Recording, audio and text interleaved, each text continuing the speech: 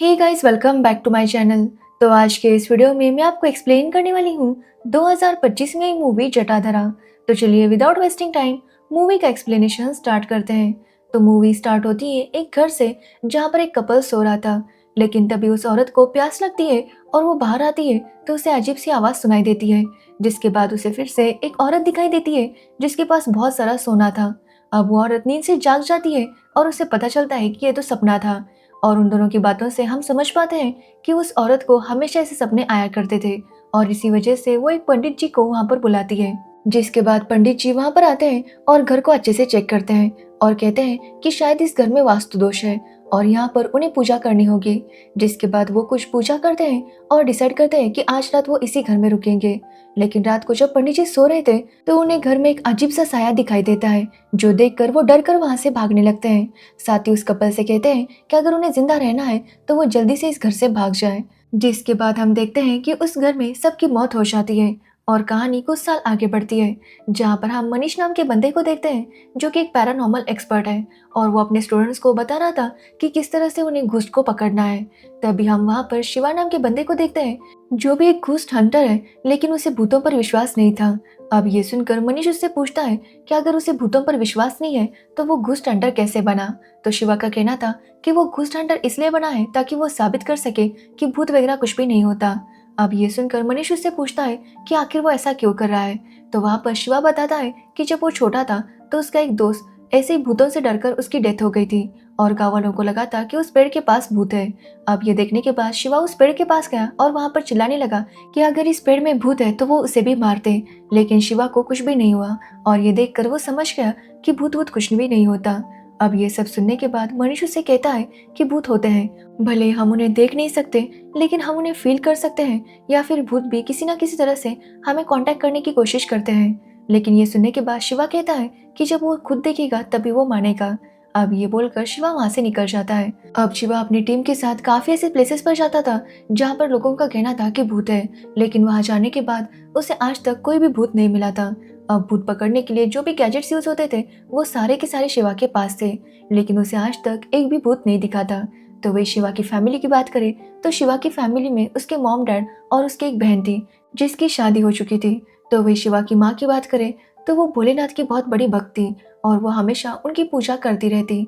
तो वही शिवा की बात करें तो शिवा रात को जब भी सोता था तो उसे हमेशा एक ही सपना आता था, जहाँ पर एक औरत एक बच्चे को मारने की कोशिश कर रही थी और शिवा समझ नहीं पाता था कि आखिर वो औरत कौन है और वो उस बच्चे को क्यों मारना चाहती है।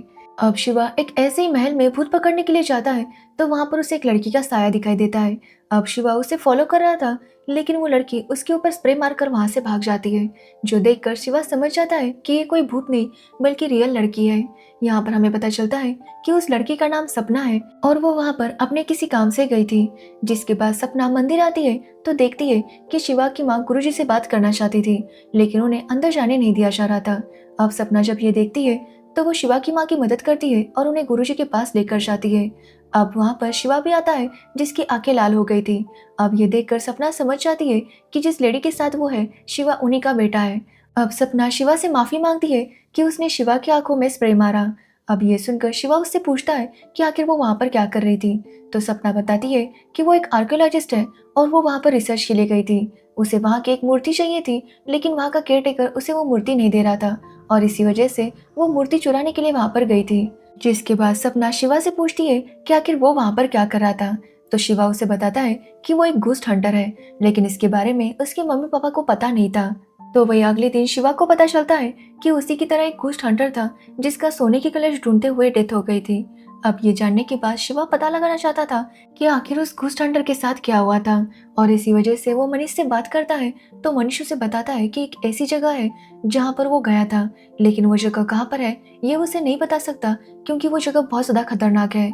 यहाँ पर मनीष उसे एक स्टोरी बताता है। एक्चुअली काफी सालों पहले जब लोगों के पास बहुत ज्यादा सोना हुआ करता था तो कोई भी आकर उसे लूट लिया करता था और इसी वजह से लोग काफी परेशान थे, जिसके बाद उन्होंने तंत्र मंत्र का सहारा लिया और अपना सारा सोना पिशाचों को देने लगे। जिसके बाद पिशाचन जो भी बलि मांगता उसे देने के बाद ही वो सोना उन्हें वापस मिलता और इस तरह से वो अपने सोने को सलामत रख रहे थे। अब मनीष शिवा को बताता है कि वो घुस्ट हंटर भी ऐसे ही किसी खजाने के पीछे पड़ा था, लेकिन वो कहाँ पर गया था मनीष ये बात शिवा को नहीं बताता। लेकिन शिवा को जानना था, इसलिए वो मनीष के असिस्टेंट को पैसे देता है और उसके साथ उस जगह पर पहुंच जाता है जहां पर कुछ तांत्रिक काला जादू कर रहे थे। और वो डिसाइड करते हैं कि इस बार वो पिशाची को शिवा की ही बलि देंगे। लेकिन शिवा इस बात को नहीं जानता था। साथ ही शिवा अपने गैजेट्स को ऑन करने लगता है, लेकिन उसका ध्यान उनकी तरफ नहीं था। तो वही हम सपना को देखते हैं, जिसे गुरुजी का कॉल आता है और वो उसे अपने पास बुलाते हैं। एक्चुअली सपना ने गुरुजी को शिवा की कुंडली दी थी और वो देखने पर गुरुजी उसे बताते हैं कि शिवा के ऊपर हमेशा मौत का खतरा है। शिवा का हर एक कदम मौत की तरफ बढ़ रहा है और शिवा की वजह से शिवा के घर वाले भी खतरे में हैं। जिसके बाद हम शिवा के पेरेंट्स को देखते हैं, जहाँ पर शिवा के पेरेंट्स कुछ डॉक्यूमेंट्स निकाल रहे थे, लेकिन वो स्टूल से गिरने वाले थे लेकिन बच जाते हैं। तो वही शिवा की माँ भी गैस ऑन कर रही थी और वहाँ पर ब्लास्ट होने वाला था, लेकिन गैस कम था जिसकी वजह से छोटा सा ब्लास्ट होता है। तो वही शिवा देखता है कि उसके पीछे जो पेड़ था उसे आग लग जाती है। लेकिन इससे पहले कि शिवा और कुछ कर पाता, उसे सपना का कॉल आता है जो कि उसे बताती है कि शिवा की माँ की तबीयत खराब है, इसलिए शिवा वहाँ से लौट आता है। अब शिवा को अपनी माँ की काफी चिंता हो रही थी। तो वही शिवा के मम्मी पापा को पता चल जाता है कि शिवा एक घुस्ट हंटर है और वो सोने का कलश देखने के लिए गया था। तो वही शिवा को तभी न्यूज मिलती है कि जहाँ पर वो सोने का कलश देखने के लिए गया था, वहाँ पर जितने भी तांत्रिक और बाकी लोग थे उन सबकी मौत हो गई थी। यानी कि शिवा अगर वहाँ पर कुछ देर और रुका होता तो शायद उसकी भी मौत हो जाती। ये देखकर शिवा काफी हैरान था कि तभी शिवा को उनके डॉक्यूमेंट्स में उसी औरत और आदमी का फोटो दिखाई देता है जिसे वो सपने में देखा करता था। और ये देखकर शिवा अपने पापा से पूछता है कि आखिर ये दोनों कौन है, साथ ही उनके साथ ये बच्चा कौन है। अब यहाँ पर शिवा के पापा शिवा को सारी सच्चाई बताते हैं। एक्चुअली फोटो में जो थे वो शिवा के रियल मॉम डैड थे। जो सुनकर शिवा काफी हैरान था, क्योंकि उसने सपने में हमेशा यही देखा था कि वो माँ अपने बच्चे को मार रही थी, यानी कि शिवा के पेरेंट्स ही शिवा को मारना चाहते थे। अब ये बात सुनकर शिवा के अंकल उसे पूरी स्टोरी बताने लगते हैं। एक्चुअली शिवा अब जिन्हें मॉम डैड समझता था वो एक्चुअली उसके रियल अंकल और आंटी थे। अब शिवा के अंकल उसे बताते हैं कि शिवा के पापा का नाम वासु था और शिवा की माँ का नाम देवी। दोनों की शादी को काफी साल हो गए थे, लेकिन उन्हें बच्चा नहीं हो रहा था और इसी वजह से वो हर मंदिर को विजिट कर रहे थे ताकि उन्हें बच्चा हो जाए। और कुछ सालों बाद आखिर उन्हें वो खुशखबरी मिल गई जहाँ पर देवी प्रेग्नेंट थी और ये देखकर वासु भी काफी खुश था।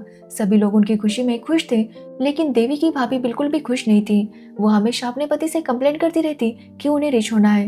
एक्चुअली देवी के भाई और भाभी कोई और नहीं बल्कि मूवी के स्टार्ट में जो हमने कपल देखा था, जहाँ पर लेडी को सोने से भरी हुई एक औरत दिखाई देती थी, वही लोग हैं। अब देवी की भाभी जब अपने घर पर थी तो उसने पहले पंडित जी को बुलाया, जिसके बाद पंडित जी वहां से भाग गए ये बोलकर कि वो भी ये घर खाली करे। जिसके बाद देवी की भाभी ने वहां पर तांत्रिक को बुलाया और तांत्रिक ने उसे कहा कि उनके घर में बहुत सारा सोना दफन है, लेकिन उसकी रक्षा एक पिशाचनी कर रही है और उसे उन्हें खुश करना होगा, उसके बाद ही उसे सारा सोना मिलेगा। अब ये सुनने के बाद देवी की भाभी काफी खुश होती है और घर में कुछ तंत्र मंत्र करने लगती है। जिसके बाद तांत्रिक कहता है कि इस घर में सोना कहाँ गड़ा हुआ है ये बस वही बता सकता है जो इस खानदान से है और उसकी आंखें नीली है। अब यहाँ पर हम देखते हैं कि देवी की आंखें नीली थी।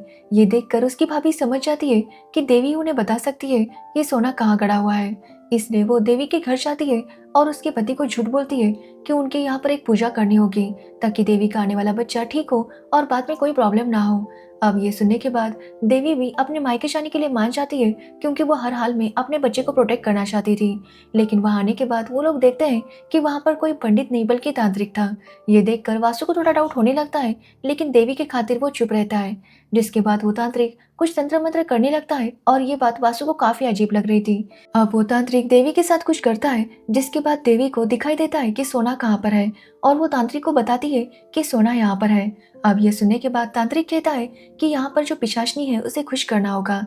जिसके बाद वो जानवरों की बलि देने के लिए कहता है और जैसा वो कहता देवी का भाई वैसे ही बलि दे रहा था, लेकिन इसकी वजह से देवी के पेट में दुखने लगता है। ये देखकर वासु उसे बाजू में लेकर जाता है ताकि उसे हॉस्पिटल ले जा सके, लेकिन देवी का भाई और ना ही उसकी वाइफ उसकी मदद करने के लिए आते हैं। तभी वासु बाहर जाकर एक औरत को लेकर आता है जो डिसाइड करती है कि वो यहीं पर देवी की डिलीवरी करेगी, क्योंकि देवी के पास हॉस्पिटल ले जाने का टाइम नहीं था और वो उसकी डिलीवरी करने लगती है।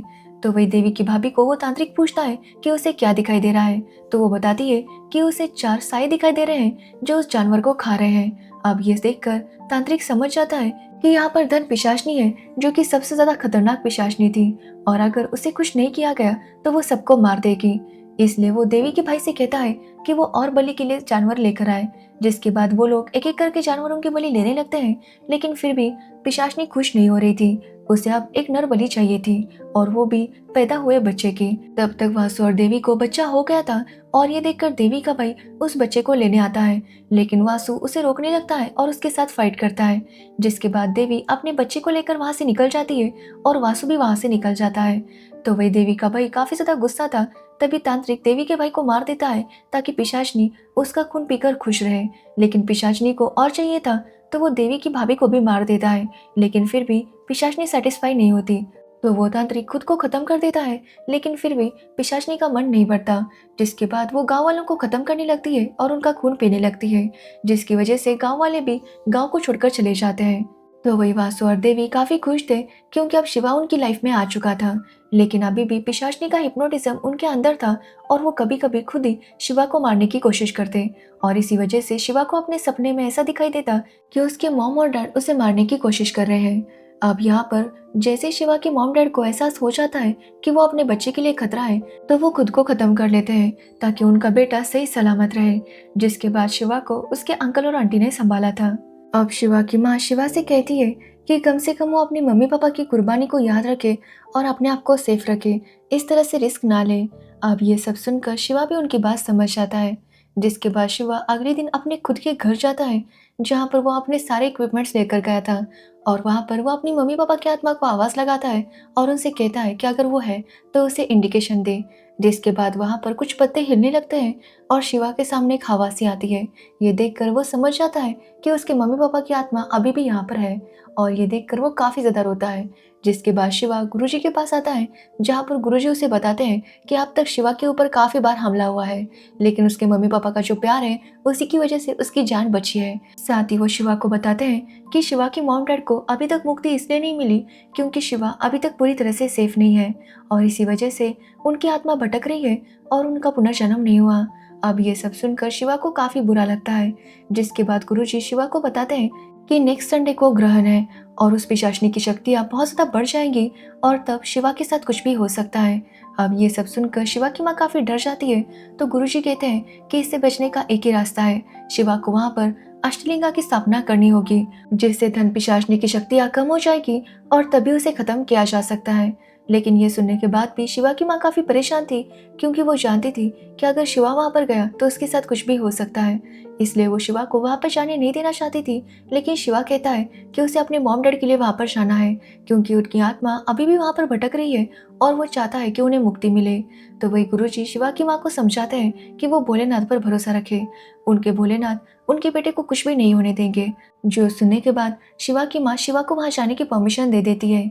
अब शिवा वहाँ पर स्टडी करने लगता है कि आखिर वो किस तरह से भूत पिशाचनी को कंट्रोल में रख सकता है। तब उसे पता चलता है कि मंदिर में हमेशा पॉजिटिव एनर्जी रहती है, और इसी वजह से वो भगवान की मूर्तियों की वहाँ पर स्थापना करता है, क्योंकि उस पिशाचनी की नेगेटिव शक्तियों के सामने वहाँ पर पॉजिटिव एनर्जी भी आए। अब शिवा मनीष के साथ मिलकर वहाँ पर सारे इक्विपमेंट सेट करता है, ताकि कोई भी खतरा हो तो उसे पहले ही पता चल जाए। साथ ही गुरुजी भी अपने लोगों के साथ मिलकर वहाँ पर पूजा करने लगते हैं, ताकि शिवा की ताकत बढ़े। जिसके बाद जब ग्रहण शुरू हो जाता है तो शिवा को अंदर अकेले जाकर अष्टलिंग की स्थापना करनी थी, वो भी ग्रहण खत्म होने से पहले। अब शिवा अष्टलिंग की स्थापना करने लगता है कि तभी वहां पर धन पिशाचनी आ जाती है और वो शिवा के ऊपर अटैक करने लगती है। अब शिवा भी उसके साथ फाइट कर रहा था, और धन पिशाचनी बहुत ज्यादा पावरफुल थी, जिसकी वजह से वो हर बार शिवा को रोकने की कोशिश करती। तो वही शिवा की मॉम डैड की आत्मा शिवा की मदद करने के लिए वहां पर थी, लेकिन उनकी ताकत भी धन पिशाचनी के आगे कुछ भी नहीं चल रही थी। आखिरकार शिवा धन पिशाचनी के साथ फाइट करते हुए अष्टलिंग की स्थापना करने लगता है।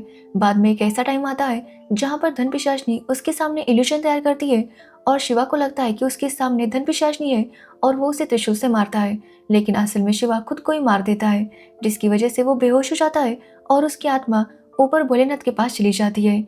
जहाँ पर शिवा जब भोलेनाथ को देखता है तो वहाँ पर तांडव करने लगता है, और भोलेनाथ उसे एक जिंदगी वरदान में दे देते हैं। जिसके बाद शिवा वापस धरती पर जिंदा हो जाता है, जो देखकर धन पिशाचनी भी काफी शौक थी, और वो शिवा को मारने के लिए जा ही रही थी कि तभी वो देखती है कि अष्टलिंग पूरा हो चुका था, जिसकी वजह से उसकी ताकत खत्म हो जाती है और शिवा उसे मार देता है, और इस तरह से धन पिशाचनी का अंत हो जाता है। जिसके बाद शिवा फिर से अपने मम्मी पापा की आत्मा से कांटेक्ट करने की कोशिश करता है, लेकिन उनकी आत्मा को मुक्ति मिल गई थी, जो देखकर शिवा को काफी खुशी होती है क्योंकि आखिरकार वो मुक्त हो गए थे। साथ ही अब शिवा के ऊपर भी कोई खतरा नहीं था। जिसके बाद कहानी कुछ टाइम आगे बढ़ती है और हम देखते हैं कि एक दूसरा बंदा धन पिशाचनी को खुश कर रहा था और वो उसके सामने बलि दे रहा था ताकि उसे खजाना मिल सके। यानी कि लालची इंसानों की दुनिया में कमी नहीं है, एक खत्म होता है तो दूसरा पैदा हो जाता है। और इसी के साथ ये मूवी एंड हो जाती है। तो ये थी जटाधारा मूवी की स्टोरी। अगर आपको इस मूवी की स्टोरी और मेरा एक्सप्लेनेशन पसंद आया हो तो वीडियो को लाइक कमेंट शेयर जरूर करना और मेरे चैनल को सब्सक्राइब करना बिल्कुल मत भूलना। Thanks for watching video.